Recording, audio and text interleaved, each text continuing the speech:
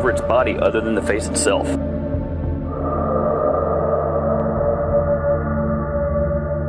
There are, in fact, 4 different types of, what we think of as Sasquatch or Bigfoot. Very wide, pronounced nose. There was also a very ominous odor. Phase 1 is to identify opportunities. I walked into a small clearing in less than 10-15 feet away from this enormous creature, and it scared the living hell out of me.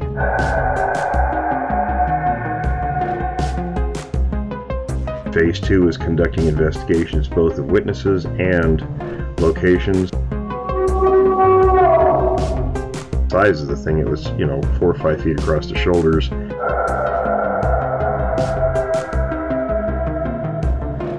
Phase 3 is profiling research areas, what's there, how they move, feeding, things like that.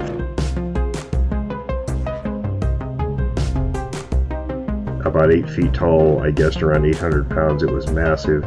I had no idea that anything like that existed.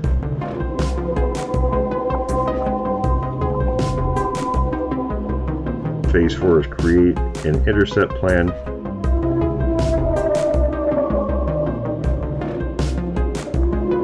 I decided to shoot in the air to see if maybe it would scare it off. Phase 5 is the intercept and resolve the issue phase.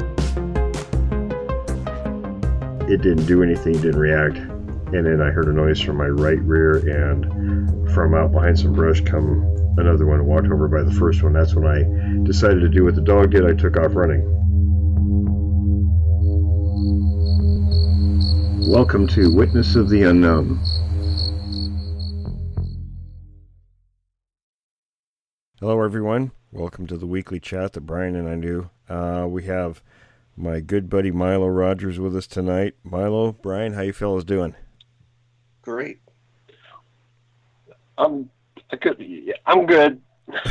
Oh, except for the computer issues, right? Yeah, pretty much. Well, Brian, what kind of? I understand you have a bunch of questions. People have been sending in. I guess before we get started, if anybody has questions, any question, send them in to Brian. Brian, you want to go ahead and give out your email address? Sure. It's just orlandooutsider@yahoo.com. Just one word, orlandooutsider@yahoo.com. All righty. Well, let's go ahead and jump right in, fellas. Well, hey, since Milo's here, I thought it would be great to tell the listeners. I mean, I know the story from reading the book, but why don't you two go ahead and, I guess, retell the story of the Clark Ranch, because that was a pretty interesting story. Because Milo was that one. Yeah, Milo was one of the 4 of us there. Yeah. Yeah, you remember? You remember how we? That's when we stayed the night right in the tent, right? Well, we had the tent out there, but we never actually got in it. Paul was the only one that got in the tent. Yeah, that's what I meant. Yeah. Oh, anyway, we had intentions of camping when we stayed up all night panicking and freaking out. Well, I know I did.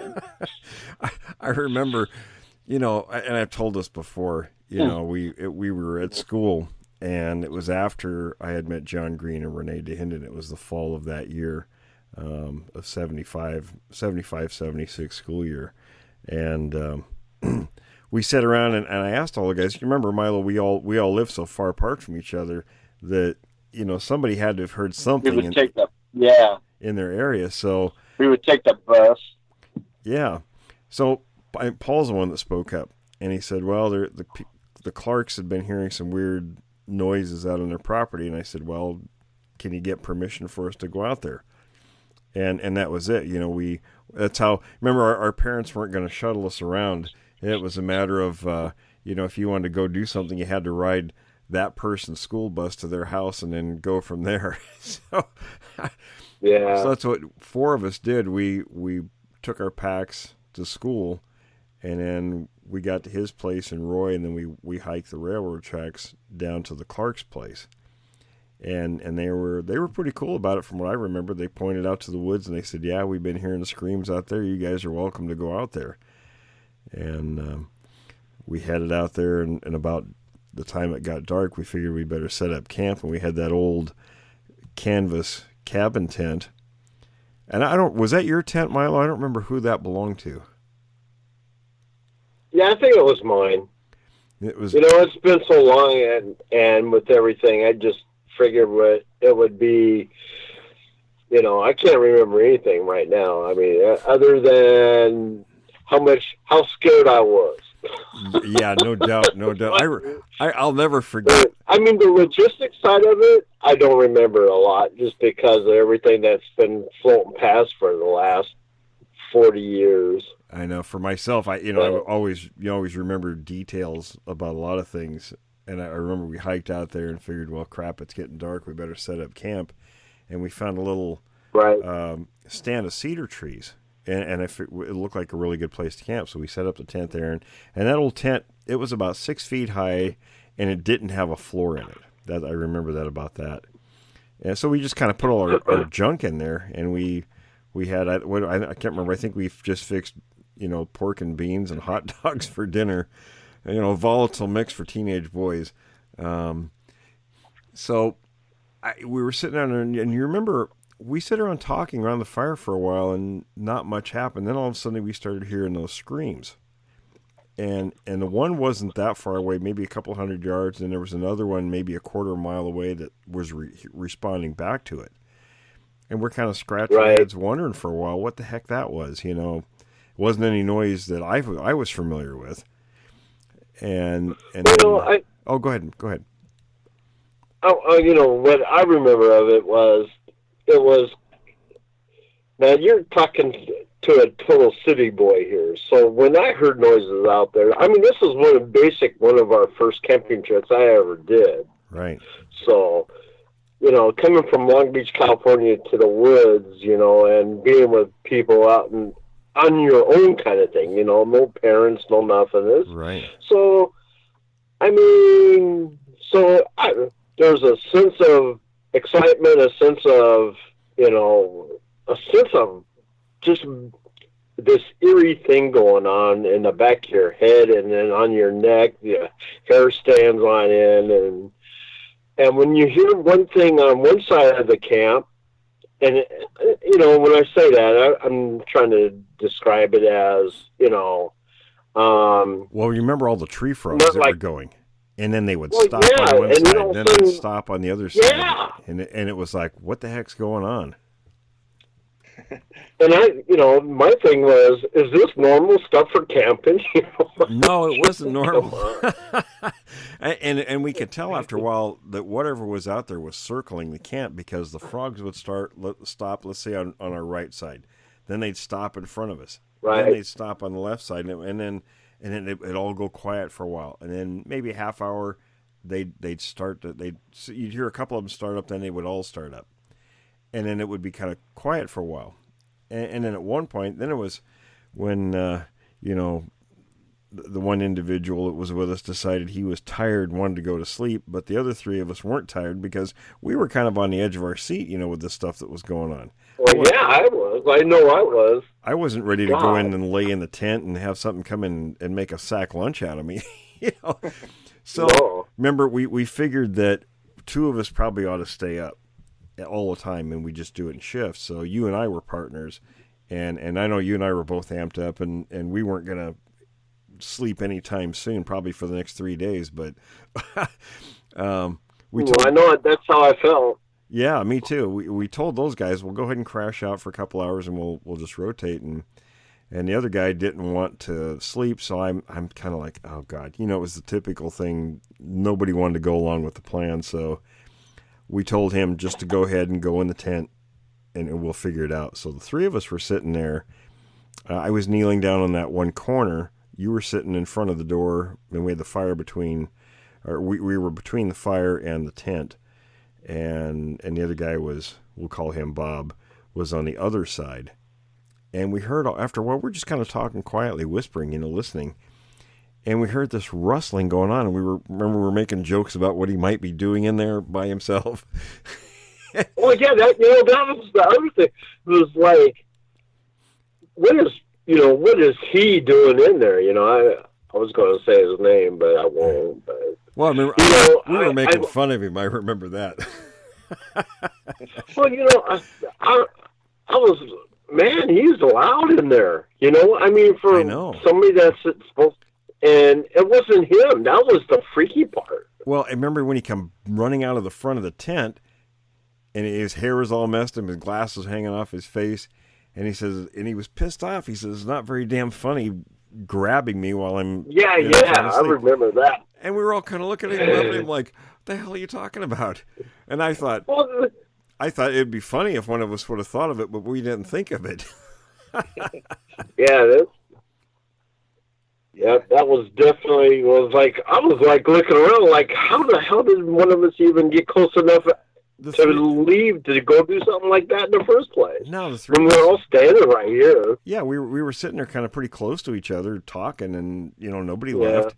And I thought, I said, "Now wait a minute, are you sure you weren't dreaming?" And he says, "No, I never went to sleep. I was laying here listening to you guys talk." And I said, "All right. If you saw something, there has to be some kind of proof." And you remember how soft the ground was around there? And I said, "Well, let's have the flashlight. We'll take a look." And right behind where I was kneeling down, there was like a bowl impression in the ground and the pine needles there. And then for like the knees and stuff, yeah. And then we saw whatever. We saw those tracks that had to be 18 inches long going back into the brush.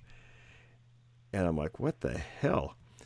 So I told him, I said, "Now look, tell us what happened." He says, "Well, something," he thought one of us was reaching under the tent to get something out of the packs. And I thought, well, hell, why would we reach under the tent? We just go through the door and grab something. Maybe kick him on the way through or something, but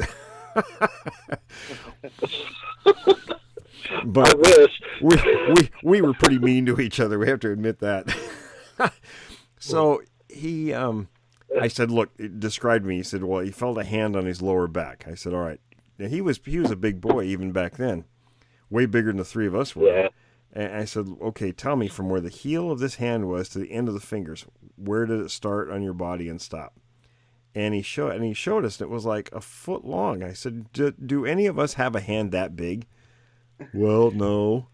"Well, then it wasn't one of us, now was it?" And then we found the footprints and stuff. So that definitely put us on alert.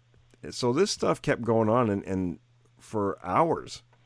And at one point, I remember we were pretty spooked. We were getting more spooked all the time. And you remember when all four of us were facing outward from all four directions from the fire? And your view was from the tent. You were watching the tent behind it. From the tent, from the fire towards the tent. Yeah, and you turned around, and I was on the opposite side. You turned around to say something to me, and I didn't really look back at you. I kind of turned my head so I could hear, and then you turned back, and all we heard was this, "Oh, shit." And you must have jumped 2 feet in the air. And you said, this thing was standing right behind the tent, just leering at you. Yeah, I definitely. Oh, that was freaky. And the tent stood. Now you got to remember, this tent was like 7 feet high at least. It was 6-7 feet high. With the pole in the middle. And that thing was like 2 feet above that because a good 2-3 feet higher than that. Yeah, John Adams actually drew a sketch from your description, and the sketch was pretty creepy. Well, from my point, after I it's going to be all screwed up now because of movies and just, general, I don't know what you want to call it, folklore or whatever. But, when you see red eyes that high up, something glowing, it's and now, like I said, I'm from Long Beach, California. This was one of my very first camping trips I've ever did. And it's in the middle of the woods. Stuff is moving. Stuff is going from creepy to quiet to, So, yeah, when I saw that, I thought I was going to die. And by the time the rest of us reacted, all it did was step back into the darkness. I mean, we didn't see it, but... Yeah, it turned where it was like, well, what are you talking about? Like, nothing would glow like that. How does something in the middle of, in a firelight, when you're looking and reflective eye stuff, where the red, it was just glowy. I don't want to say it was red or orange, but it had a reflective eye, and it messed my head up. Oh yeah, no doubt. And I know for that whole night, I was trying to find logs to burn the whole rest of the night. That's all I know. I didn't care if I started a forest fire or not. we had the proverbial fire you could see from space. and the bad part was we had one flashlight and the batteries were just horrible. They were no good in it. So we couldn't go very far for firewood, just to the edge of the firelight. And I think about, it was close to 5 a.m. when we couldn't get any more wood. And we were exhausted. I mean, this had been going on for hours, all through the night, and we were exhausted, sleepy. And there was a big, I think it was a spruce log laying there next to the camp. And we had our machetes, and we sat down shoulder to shoulder, and we figured if anything was going to attack us, we'd defend ourselves with machetes, but we all fell asleep. And I remember we couldn't have slept very long because it was daylight, I think, in another, maybe an hour. And I remember waking up, and it spooked me when I woke up. I was scared because I thought, oh my God, we fell asleep and we could be attacked any second. And I woke you guys up when we packed up quick and got the hell out of there. Yeah. Yeah. Yeah, it was I know.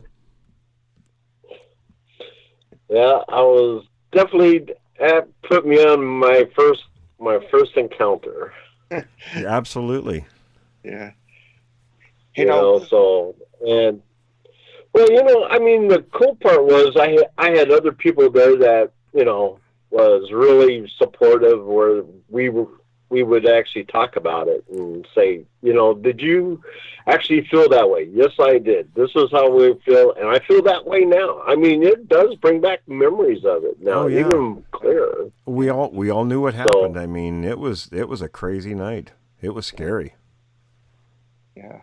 Hey, that would make for a good scene if remember, if any agents are out there, remember we have a screenplay that includes this story, and that would be a great movie. Yeah, Brian wrote a screenplay based on my second book. Yeah. Cool. Yeah. That's excellent. Yeah. Is that the one with the drop the gear stuff? The Mount St. Helens story. Oh, that's what I was going to ask you guys about next. Yeah. I'll tell you what. That was hilarious. Oh, God. That was hilarious. Oh, my God. When you guys did that, were you hoping to actually find the site of the 1924, or were you just kind of going there? No, we knew. Actually, I think it was a little bit of both, because everything that I was excited, because, I mean, we were just about to join the Army, and, everything we've done up to now. You and I had already signed up. With the day we left, Scott was the last one that signed up. Yeah. That day that we actually left to go. Yeah. Let me back up just a bit. After I met Green and Hendon, and we'd already had the experience out of the Clark Ranch. I got a phone call from a college student in Portland, Oregon. And he had talked to John Green, and Green had referred him to me because I had seen two of these things. So, and he was writing some kind of a paper. So I told him what I saw, and then we got talking afterwards. And he says, "Well, have you ever been to the site of the 1924 miners' attack at Mount St. Helens?" I said, "Well, I'd hunted, elk around Mount St. Helens with my dad, but I hadn't really done much in the area. Never been to that place." So he says, "You ought to go. We were there a short time ago," and he gave me instructions how to find the place. So that was the basis of the trip, was to go there to that location. Well, are you talking about the guy named Travis? That was his name, Travis. The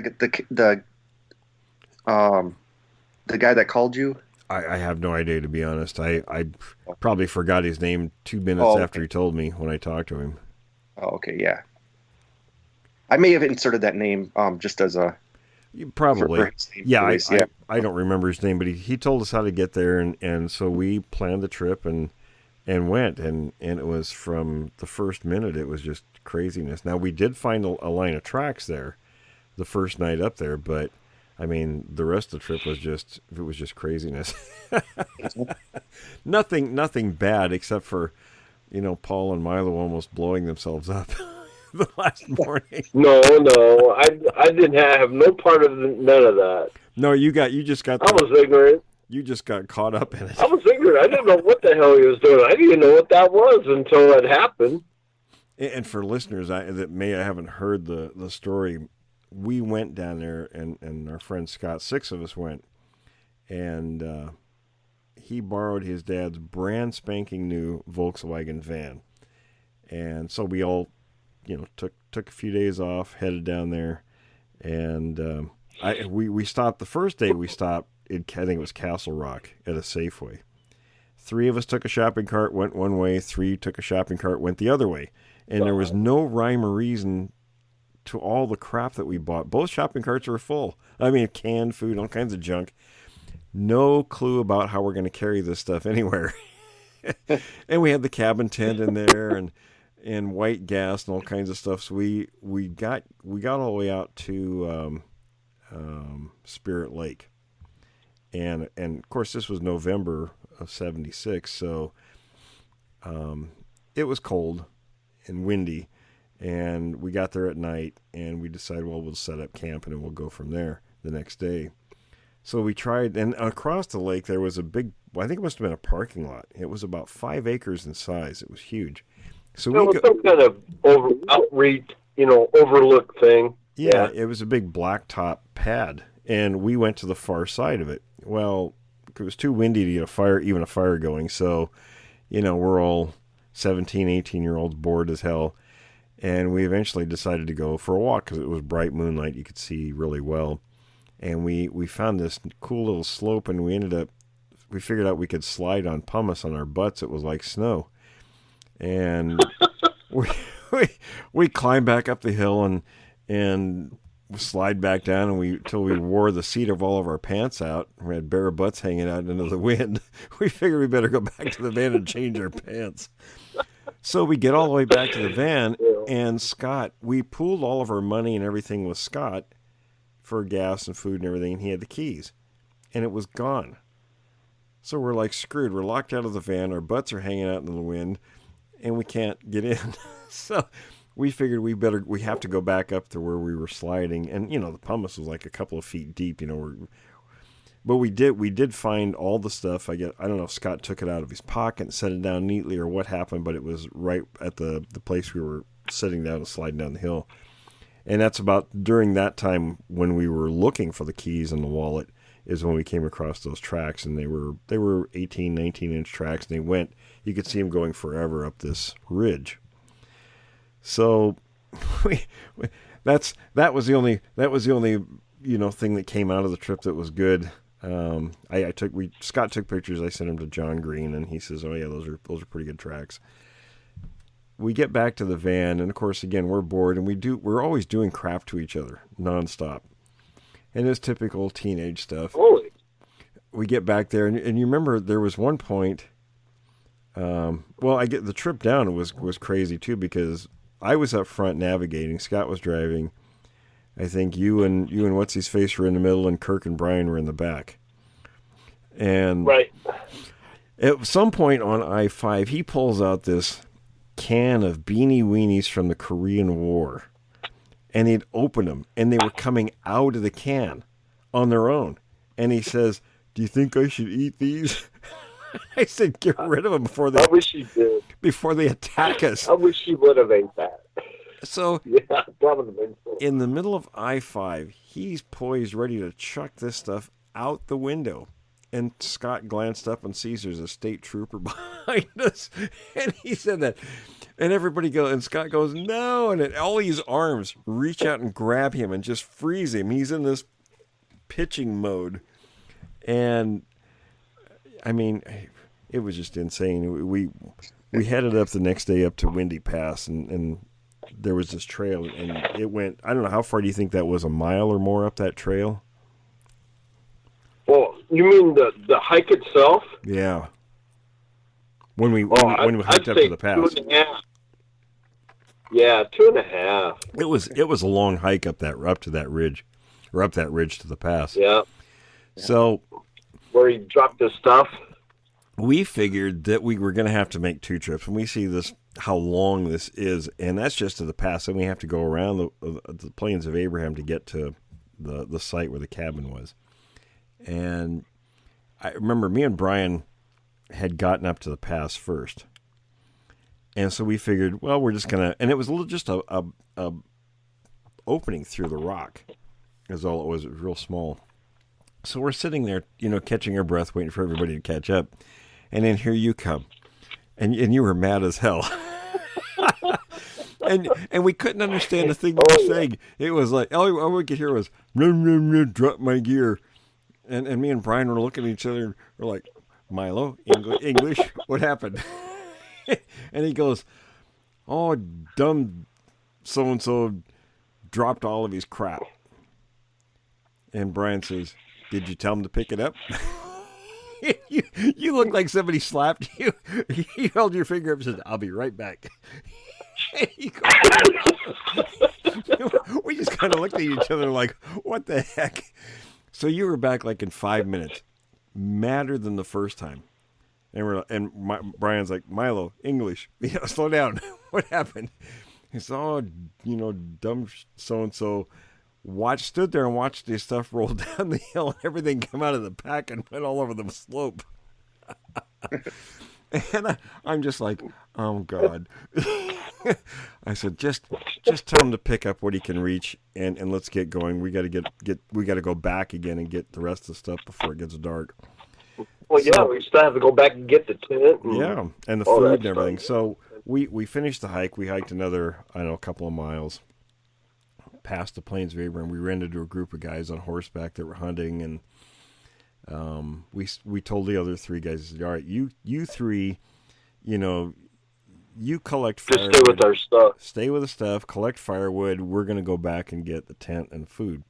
So me and Brian went back.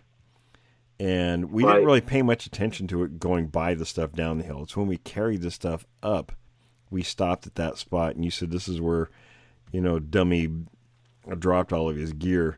And that was his signature saying, everywhere we go, gotta stop, I dropped my gear.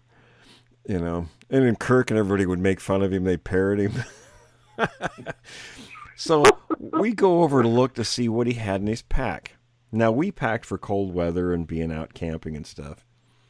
Now, you got to picture this guy. He's kind of doofy looking anyway, with glasses, and he's wearing a long trench coat and an Army steel helmet. A World War II steel helmet. The rest of us are dressed for hiking and camping. He's dressed like this.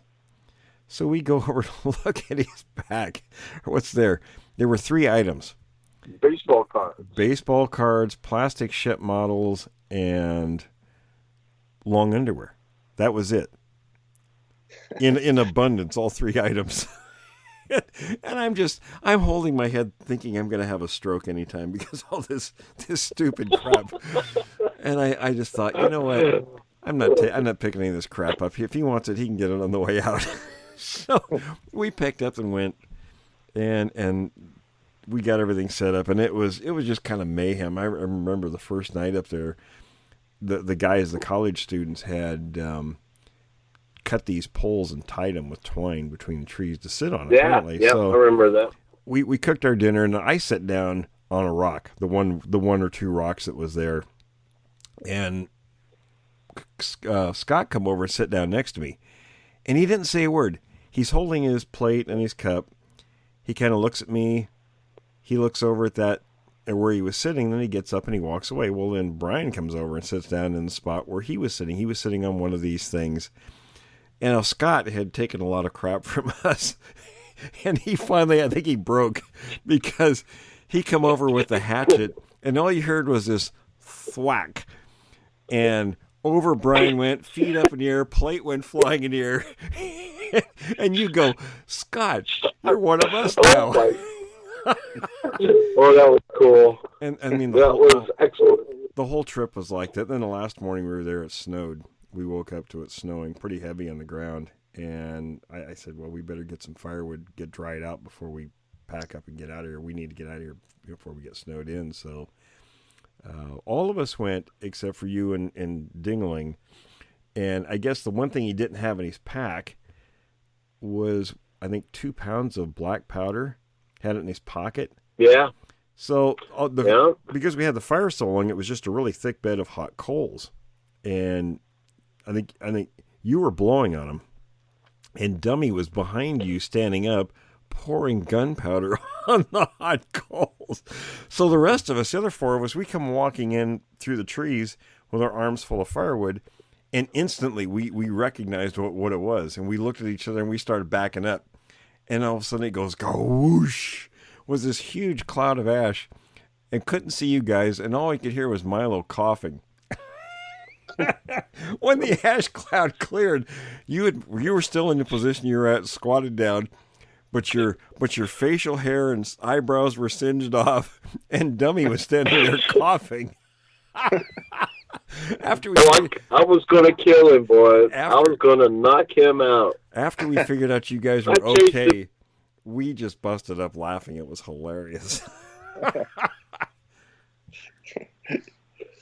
Not funny, man. Not funny. Not for you. It was. Well, that was the thing. I didn't even know what he was doing. I mean, it was like, oh God. Yeah, I would have left him there. I would have fed him to Bigfoot myself. He was so stupid at a lot of things. Yeah, that was one of my growing up periods where I started to realize I am totally ignorant to all this stuff, boy. I did not know what that was. But actually afterwards, I started to pack better. I started to put my stuff together. Oh, yeah. I made sure, everything was like in plastic bags to almost 2 to 3 of everything there, boy. No, it was interesting. You actually did pretty good.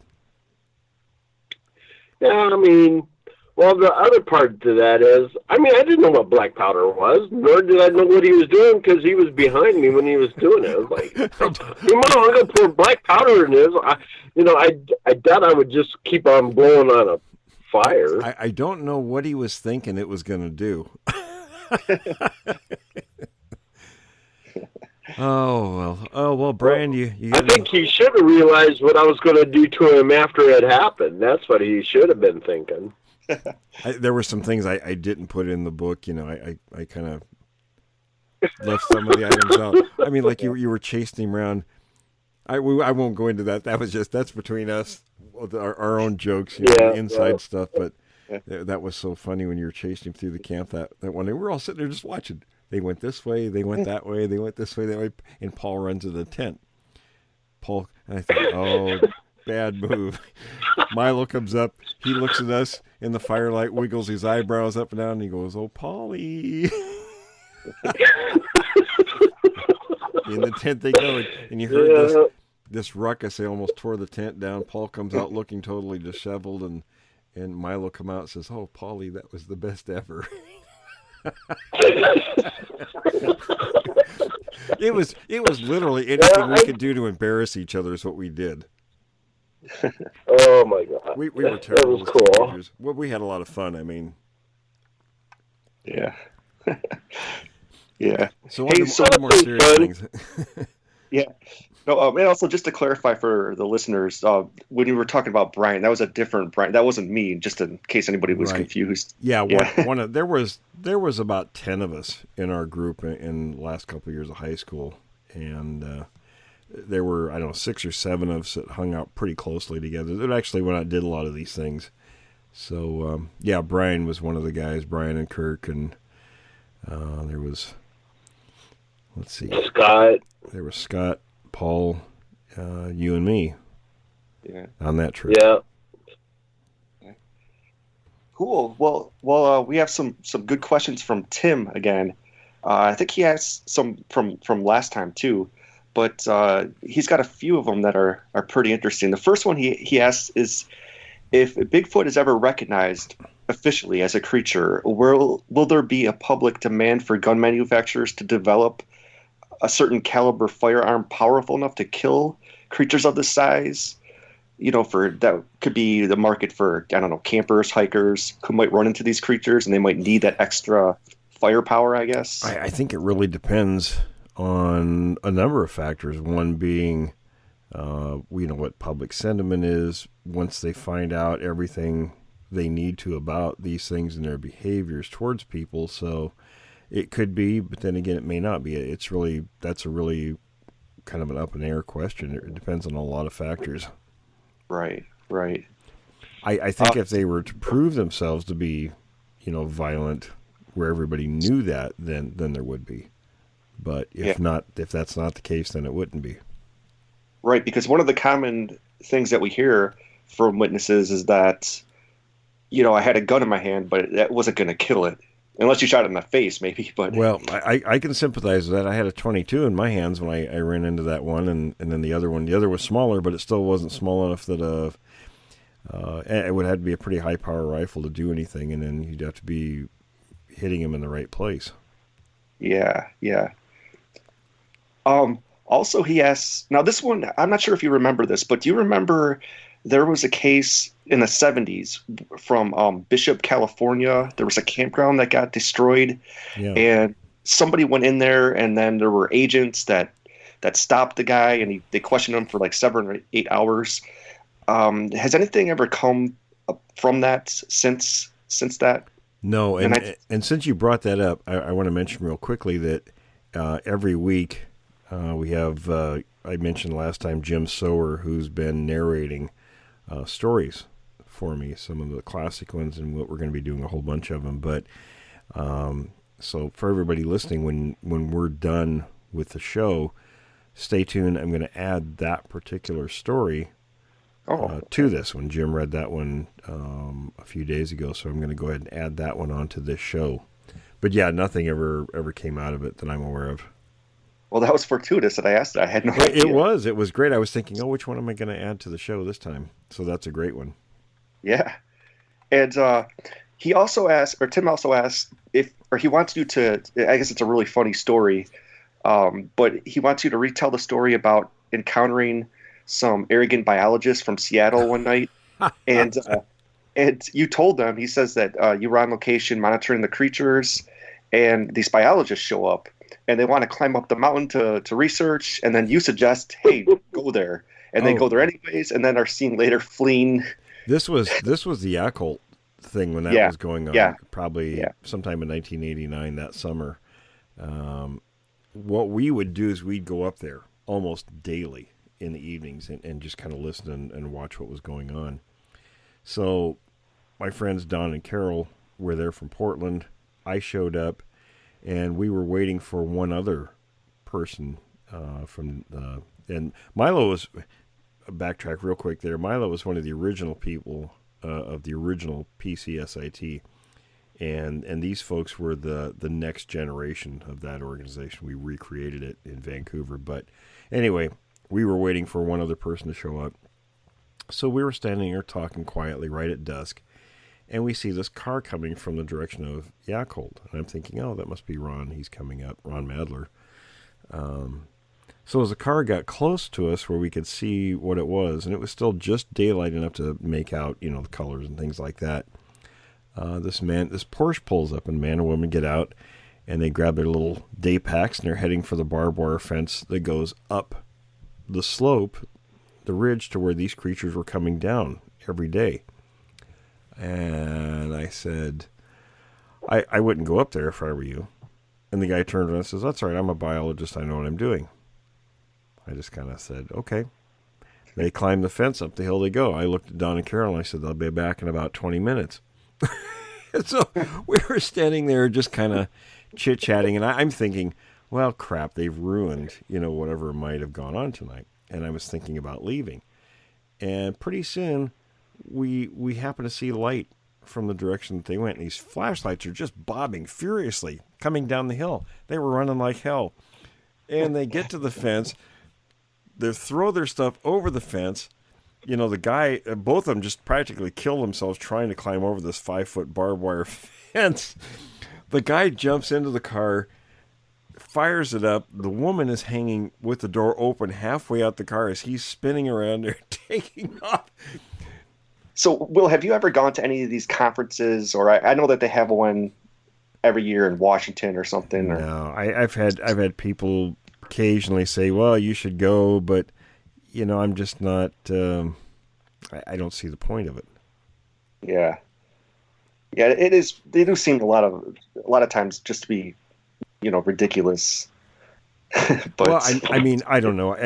You know, they did these things, a couple of them, many years ago, where John Green and Grover Krantz and all these kind of guys kind of did these things. See, a lot of people don't understand the reason some of these things were done in the very beginning, and that was to get some kind of legitimacy, to get the scientific community involved, things like that. And it's the reason they only did a couple of them.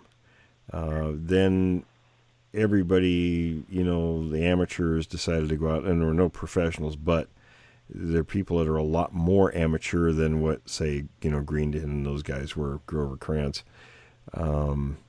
They didn't quite understand what the point of that was. It's not a little, I can't think of the term I'm looking for, but it's not, you know. It's not legitimate. In scientific circles, like in colleges, for example, when I was taking anthropology, anthropologists would do research, and then they'd have a forum where they would present papers, you know, for peer review and things like that, to advance the field. And I think at some point, some of these people think that's what these are doing, and they're not. I mean, it's not really furthering this at all, because, I mean, you get people up there, speakers, who really don't know what the heck they're talking about. It's really a circus almost. Yeah, I mean, I just don't feel like, I just don't have any desire to do anything like that. I mean, we did our own get together, and it wasn't anything like that. It was the potluck. We called it the second annual Bigfoot barbecue and potluck. The whole point of it was to collect information from local people in the area. And what we did was we put on entertainment. We provided the food, part of the food. The people in the campground provided the potluck part, and it was an overwhelming success. Renee DeHinden came down, did a slideshow, and it was a huge success. We had several thousand people that came in there. DeHinden made the comment that nothing had ever been done like that in the subject, and even to this day, none of these gatherings get that many people. Right. And I get the feeling, now I'm just kind of speculating here, but it seems to me that if you go to these conferences, you'll probably have a bunch of people that show up in Bigfoot costumes. It's probably like the Star Wars movies, where the opening night people show up in, like, you know, all the characters, and they have lightsabers and things like that. It's kind of a big joke, right? You know? Or like Star Trek, you know, the Trekkies have their conventions, and that's all fine and well. You know, and I certainly don't want to get in trouble with them folks, but I think it's the Bigfoot version of one of those kinds of things. You know, it's more of a social thing. Comic-Con for Bigfoot. Yeah. Right. I mean, I just, to me, I kind of scratch my head and think, well, what's the point? Yeah. And, well, speaking of academic articles that are legit, I came across one, and you know what, my Chrome froze on me, so I lost the exact journal that it came from. But anyways, though, this article stated that if you look at Sasquatch footprints compared to human footprints, I mean, obviously they're bigger, right? Everybody knows that. Right. But also, though, not only that, but the tracks that they find, and I guess you can verify this, but they say that the tracks that you find are, if you take the length of them, and you take, like, let's just take like a juvenile Sasquatch that has a foot length of 8 inches, and you take a regular human that has a foot length of 8 inches, adult human, and so they have the same footprint, or in terms of length, but the Sasquatch will be significantly wider, though. So so I'm not explaining that right. Like the height or the length width ratio is a little bit different. They have a wider feet. They do. Yeah, and there are other details that are different also. But I mean there's a marked difference between the two of the same size. Right. And the other thing too is that they say that the Sasquatch footprints have two balls on their feet. Is that correct? Well, what it used to be, and this was described in John Green's books, and I don't know who coined it. Green probably did. They called it the double ball, and what it was where the ball of the foot would be. There was the appearance, and it's a crease that gives the appearance of two balls of the foot, instead of just one like we have. Oh, okay. And again, I think that's just it's a wrinkle, probably caused by some kind of underlying structure that's a little bit different than ours. Yeah. Actually, we're going to have, and it's a good point for me to mention this, in the next couple of weeks, we're going to have, we mention our good friend that's the forensic anthropologist. We're going to have him on the show. And so if anybody's got questions, from an anthropologist point of view, definitely get a hold of Brian with those questions, because he will be more than happy and capable of answering those questions. But things like the double ball of the foot. And you mentioned foot, while we're on footprints, do you remember the photographs? I should send these to you too, Milo. There was the footprints I told you that were probably fake. And now in this picture, folks, if you picture the footprints are one's in front of the other one, but they're almost side by side. It's if in a walking pattern that would be very unusual to walk like that. And there were a number of things. The toes are too small for the overall foot size, and someone I know who's Native American said that they were laid down wrong, and a bunch of features were really they look great on the surface. Then when you start looking at the details, you find out quickly that there's a lot wrong with them. And then I sent you also the pictures from White Pass. In the, I think there's maybe half inch or an inch of snow in White Pass on the highway, and this line of tracks is going right across the road. And he took it from two different angles, so you can see how in real Sasquatch tracks, we talked about this being in a straight line, and the footprints almost, you can see where the toes are actually pointed inward, almost like what would be considered, or what used to be called pigeon-toed. Pigeon-toed, yeah. And there's quite a bit of distance between each track. There's quite a gate there, and when you look at those prints, and that's a legitimate set of tracks. Those are real. It's very easy to point out fake things when people hoax tracks. I mean, there's a line of tracks for one thing in snow with nothing in the snow other than those footprints going from one side of the road to the other. Where this other footprint photograph are just the two prints, and it's very close in one spot, so it could be easily hoaxed because you don't see a line of tracks coming up to this point when you should, when they're that clear. Right. And Will, I know that we're almost out of time, so that's fine. We have more questions to get to. We're still later. Good. We still got about 13 minutes. Oh, okay. Like I said, for some reason it paused. The recording did, so I don't know how long it was paused. I hope we didn't miss too much good stuff in there. Yeah. But also, while we're on academic articles, this one I might actually save for next week, because I just found an article from the Scientific American, which is not necessarily a peer-reviewed scholarly journal, but it's still an academic journal. Mm-hmm. And there's an interesting article where the author says he wants to believe in the subject, but he lists some reasons why he doesn't. But you can easily refute these. And I just want to get your take on it. But we can kind of go through that article next week. But That being said, too, though, another academic article I found talked about how, okay, now this is kind of interesting, and it might be hard to connect the dots at first, but they claim that one of the reasons why the topic of Sasquatch isn't taken seriously in scientific circles is actually indirectly tied to racism, because when they first came up with the term Sasquatch, when it was first introduced, it came from Indian stories. And at that time, 1920s or whatever it was when they came up with the term, a lot of people didn't take Indian stories seriously. And of course, there were some of them, the stories were supernatural and so forth. But it's a kind of intriguing theory that maybe one of the reasons why the topic has never been treated seriously from the start is just because it came from Indian stories and not so much from other people's. I actually have my doubts about that kind of a theory, and here's why: because Indian accounts weren't really cited very much. A lot of the stories came from just farmers and people out in their areas. I mean, from way back, we're talking a couple hundred years. I think it was more along, and I can sympathize with this. When you find something, you come back and tell your family, and it's just so incredible to them. They say, "Oh, that's crap. You're full of baloney." They make fun of you. It's easier to make fun of somebody over something like that than it is to say, "Oh, well, maybe I don't know anything about what's going on around me, and these things are out there." You know what I mean?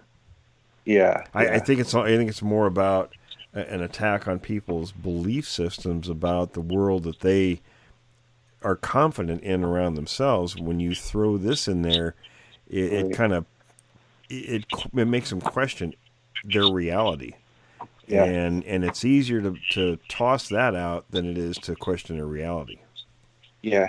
Have you ever heard of a book by a guy named Thomas Kuhn called The Structure of Scientific Revolution? I think it's called. It's a famous book in science classes, like scientific circles. I don't think. But anyways, he talks about how, and it's been a long time since I read it, like several years, but he talks about how, kind of like what you were just saying, about how people have this belief that, oh, this can't be true, or, the earth is flat, and anybody that might challenge that has to be crazy and so forth. And it takes a long time sometimes for scientific discoveries to evolve and take place, because a lot of people just don't want to believe it, or just simply can't believe it at first. Right. I think, we like to think that we're so enlightened and open-minded and all this stuff, and we aren't. Right. For the most part. I mean, there's a very finite construct that we put around ourselves, in current terms of our beliefs and what we're willing to accept. And if something challenges that, especially the more radical challenge, the less likely we are to even look at that. We're just going to flat, dismiss it, right, and not consider it. Right. I think we are very rigid and stubborn by nature, basically. And the same holds true when it comes to people thinking about these things. We're so hung up on ourselves. You have to get out of your own mind, and when considering the Sasquatch, and think about it in terms of its living, day to day, and the things it needs to do, and the fact that it's got a different structure and all these factors. To even wrap your head around what these things are and how they do things, you have to get away from yourself. And most people want to put their own, beliefs and such onto these things, from a homocentric view and all that it's self-defeating. Yeah. And even to take that a little bit further, I would even argue that it's not just that people have encounters and they tell their friends, their neighbors, their family, and their family members and their neighbors and their friends say, "Oh, you've got to be crazy." It's not even so. It's that's part of it too. But I think that it makes you wonder how many witnesses are out there that have had encounters that they convince themselves, "Oh, what I saw cannot be true. That must have been a bear." That's a good point. A lot, I'm sure. And sometimes, lately I've heard from a lot of people who will tell me. They've told only two people, good friends usually. One person will be very sympathetic and listen to them and accept what they're saying, while the other person totally denies it. I think that's kind of an interesting cross section. Yeah. Milo, is that how you maybe felt at first when you had that encounter at the Clark Ranch, or?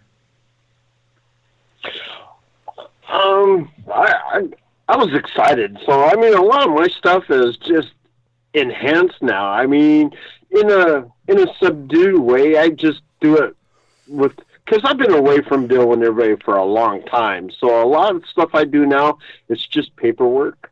So that kind of thing back then, it just, wow, there is real stuff out there that I have no idea to even lived. So yeah, it's crazy. It was probably easier for you, Milo, to deal with a situation like that coming from being a city kid than it would be somebody like I was, who grew up out in the woods and hunting and all that kind of stuff and knew what I thought I knew everything.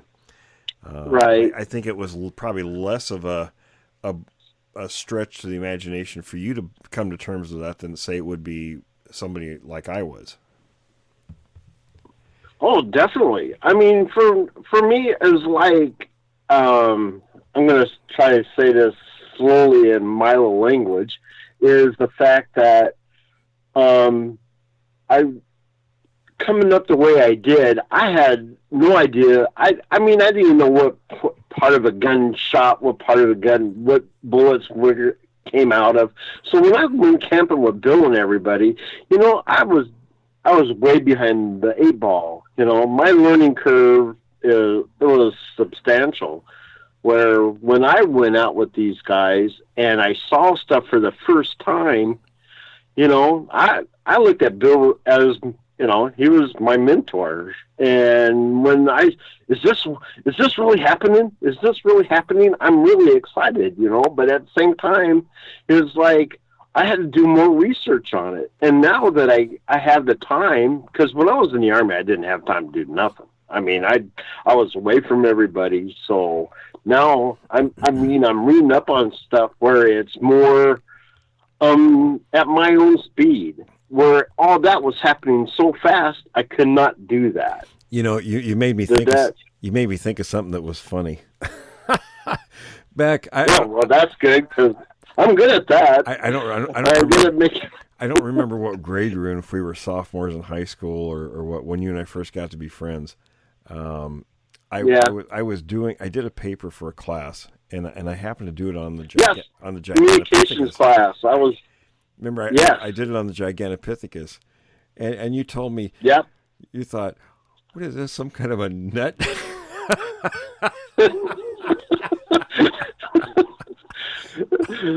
Absolutely. It's like, really? Because I remember one thing it was like you said, shotgun does this, and if you shoot shotguns over the lake and it keep on going because it bounces and all kinds of weird stuff. And I'm like, man, these dudes in this school are crazy, man. But that started it, because then it just made me inquisitive and just wanted to know more. Yeah, it did. And that's where we started to hang out and became really close friends until, we joined the Army. Now we're going on 50 years or longer. Yeah, it's got to be. Oh, yeah, it's got to be around 50, pretty close to 50 years. Yeah. I just found that article that I was looking at that got me really going into the whole thing about how people report missing stuff and making you. It's about let me see, January.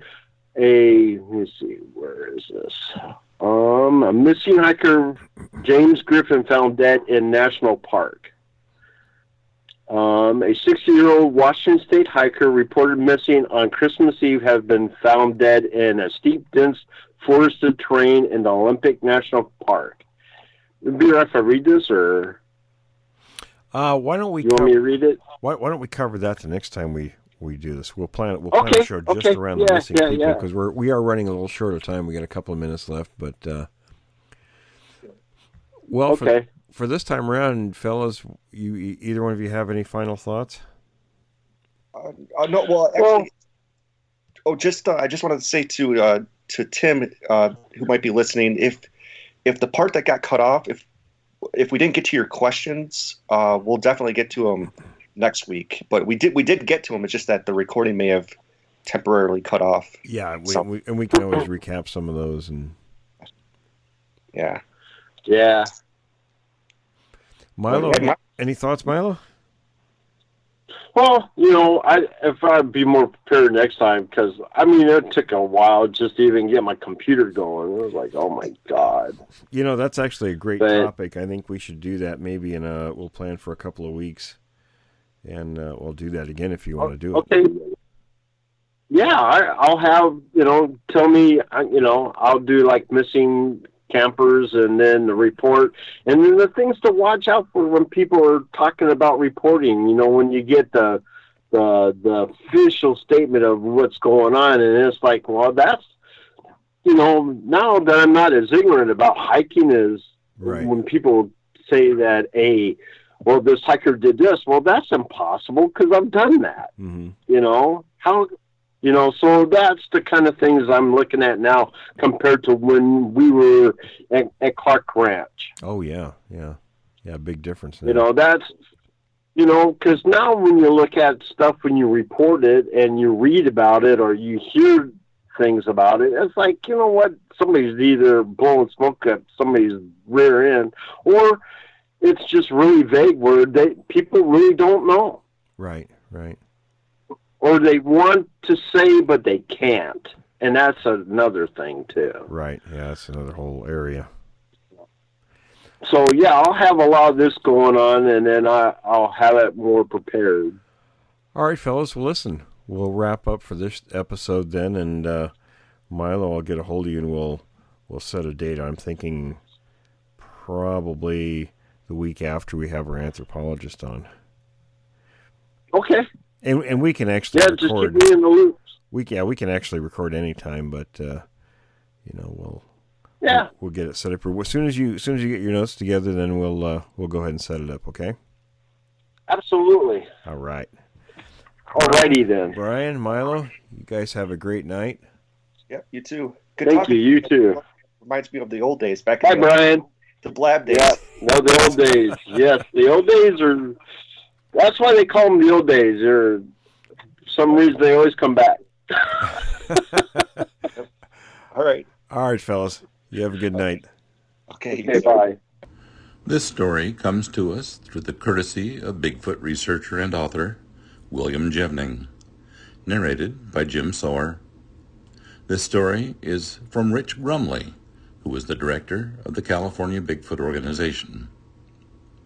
In 1980 through 1981, I was working as a security guard on a high-tension tower project here in California.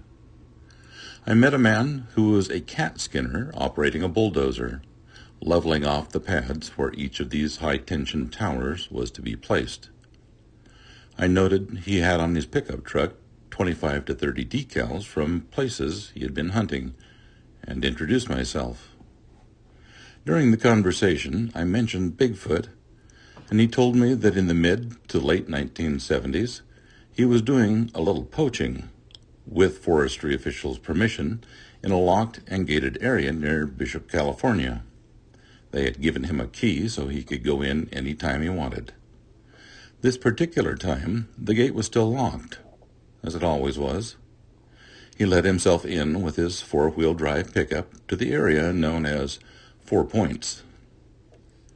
He drove over a hill, and there, to his surprise, were Department of the Interior vehicles and Bureau of Land Management men, all in their Smokey the Bear outfits with guns, searching a campground, the hills, mountains, roads, etc. They grabbed this hunter, took his deer rifle away from him, and questioned him for 7 to 8 hours as to what he was doing there. The local forestry officials identified him as a trusted friend, and he was let go, but told to never come back. He had determined during his interrogation that the reason the BLM and Department of Interior were there in force was that a Bigfoot creature had gone through there the day before and had turned over a large trash container of the type you find behind large department stores, dumpsters, that no man can even begin to move, and had killed several people. Over the years, the story was passed through several people, in fact, quite a few Bigfoot researchers, but no one was able to come up with one single clue Then, in early to middle 1991, a young student also interested in investigating the Bigfoot mystery called the CFBO's hotline to tell me that he had heard that story several years ago and it had always stuck with him. He went on to relate that when he was doing some Bigfoot research in the town of Bishop, California, Inyo County, 1989 through 90, he met a former policeman who said he was on the Bishop police force in the mid to late 1970s.